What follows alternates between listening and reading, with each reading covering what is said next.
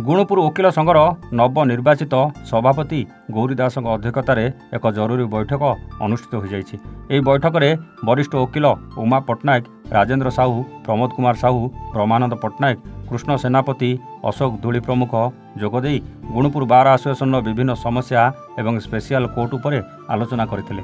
ଗୁଣୁପୁରରେ special court କରିବା ପାଇଁ ଏକ ଡେଲିଗେସନ୍ ଟିମ୍ ଖୁବ୍ ଶୀଘ୍ର ରାଜ୍ୟ ଆଇନ ମନ୍ତ୍ରୀ ପୃଥ୍ୱୀରାଜ ହରିଚନ୍ଦନ ଏବଂ ଆଇନ ବିଭାଗର ବରିଷ୍ଠ ସଚିବ ପ୍ରଣବ ପାତ୍ରଙ୍କୁ ଦେଖା କରିବାକୁ ନିଷ୍ପତ୍ତି ନିଆଯାଇଥିଲା ଏବଂ ଏହାର ସମସ୍ତ ଦାୟିତ୍ୱ ବରିଷ୍ଠ ଓକିଲ ତଥା ଭାରତୀୟ ଜନତା ପାର୍ଟିର ବରିଷ୍ଠ ଜିଲ୍ଲା ସଂଯୋଜକ ପ୍ରମୋଦ କୁମାର ସାହୁଙ୍କୁ ଦେବା ପାଇଁ ବୈଠକରେ ନିଷ୍ପତ୍ତି ନିଆଯାଇଥିଲା। ଏହି ବୈଠକରେ ଡେଲିଗେସନ୍ ଟିମ୍ର ଗୌରୀ ଦାସ, ଉମା ପଟ୍ଟନାୟକ, ପ୍ରମୋଦ କୁମାର ସାହୁ, ରାଜେନ୍ଦ୍ର ସାହୁ, ପ୍ରବୀଣ ପଟ୍ଟନାୟକ, ପ୍ରତାପ ରାଓ, କୃଷ୍ଣ ସେନାପତି, ଅକ୍ଷୟ ଶତପଥୀ ପ୍ରମୁଖ ଯିବା ପାଇଁ ସ୍ଥିର କରାଯାଇଥିବା ଉପସଭାପତି ରମେଶ ଲିମା ଜଣାଇଥିଲେ। ଶେଷରେ ସମ୍ପାଦକ ପ୍ରବୀଣ ଲିମା ଧନ୍ୟବାଦ ଦେଇ ଟିମ୍କୁ ସହଯୋଗ କରିବାକୁ ନିବେଦନ କରିଥିଲେ। ରାୟଗଡ଼ାରୁ ପ୍ରମୋଦ କୁମାର ସାହୁଙ୍କ ରିପୋର୍ଟ, A1 ଓଡ଼ିଶା।